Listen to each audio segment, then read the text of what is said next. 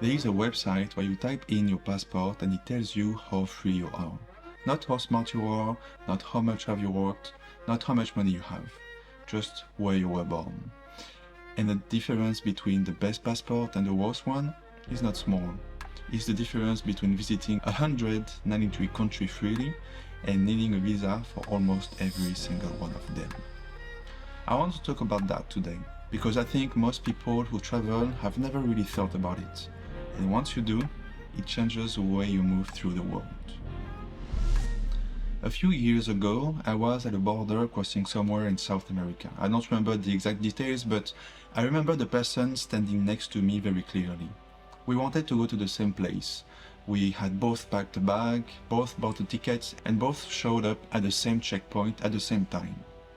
I crossed it under an hour. She had been waiting for 3 days. I remember standing on the other side thinking, what exactly did I do to deserve that? And the honest answer was nothing. I was just born in the right place.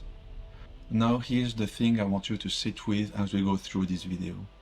If the border is already unequal before the trip even starts, what else is unequal once you're inside?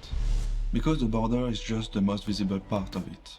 A passport is basically an access card, and depending on where you were born, that card opens more of your doors. I'm French, and mine opens a lot of them. In most countries I can show up, stay for 3 months, no questions asked. But sometimes I need a visa, but even then, it's usually online, a few days wait, and it's done. There is a website called Passport Index, where you can see this in numbers. You type in your nationality, choose a destination, and it tells you exactly what you need.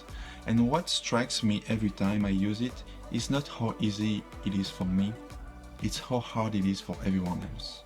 I remember one situation that made this very concrete. I was in Ecuador traveling with a Brazilian friend, and we wanted to cross into Colombia together.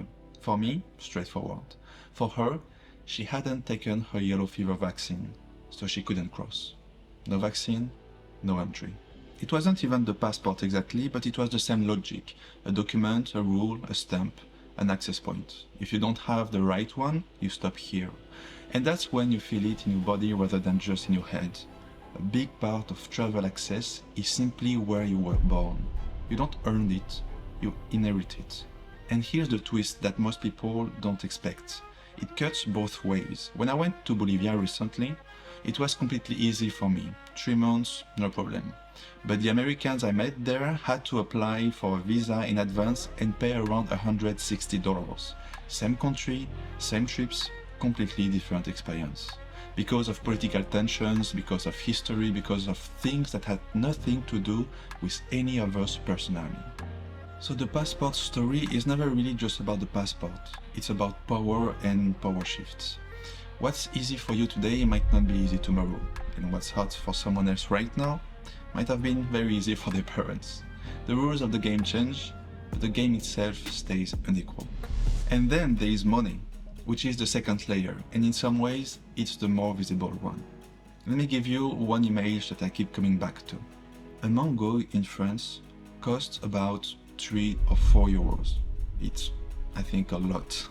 Especially if you've traveled to Brazil, you can get the same one for 50 cents, sometimes less. You have trees in the streets, the same fruit, the same sun, the same taste, but completely different price. Now multiply that by everything: a bus ride, a meal, a hotel room, a week of groceries. For me, traveling in South America, it feels affordable. But for someone living there on a local salary, the same things cost a completely different portion of their life.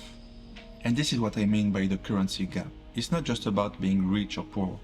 It's about exchange rates and purchasing power and the invisible weight of which economy you were born into. When I arrive in a country with euros in my pocket, I don't arrive neutral. I arrive with advantages I didn't choose and didn't build. For a lot of local people you meet, what you're spending in a week is what they earn in a month. And if you don't know that, you will misread everything around you.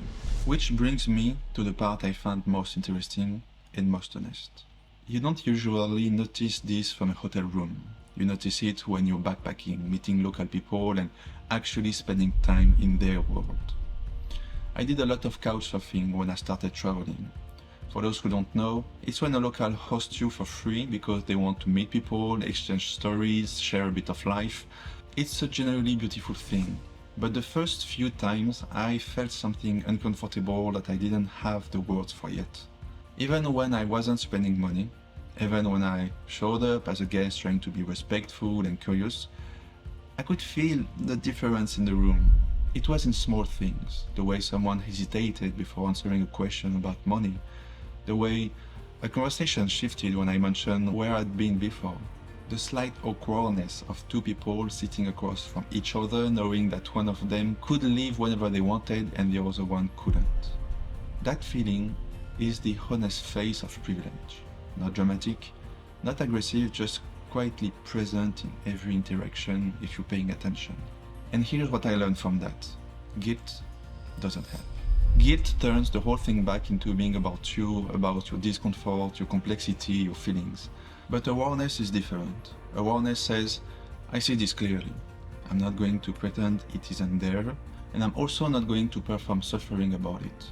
I'm just going to carry it honestly. But there is a tribe on the other side too, and that's just as bad. Some travelers go in the opposite direction. They start showing off.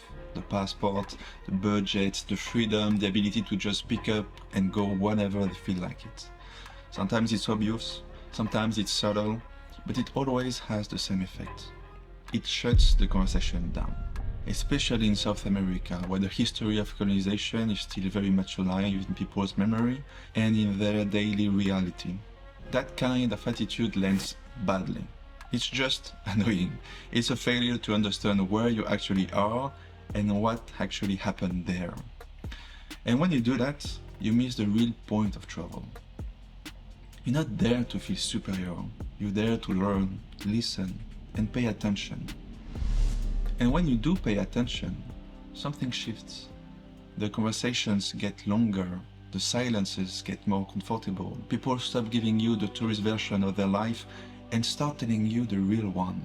I've met people in South America who had very little money by any measure, and they were some of the most present, most generous, most genuinely interesting people I've ever sat across from.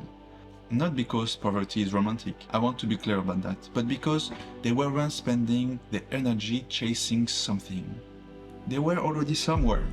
You can talk for hours with people there about the weather, about the last night's football, about the market, about nothing in particular, and that might sound small, but it's actually not, because in a lot of places in Europe we've quietly lost that.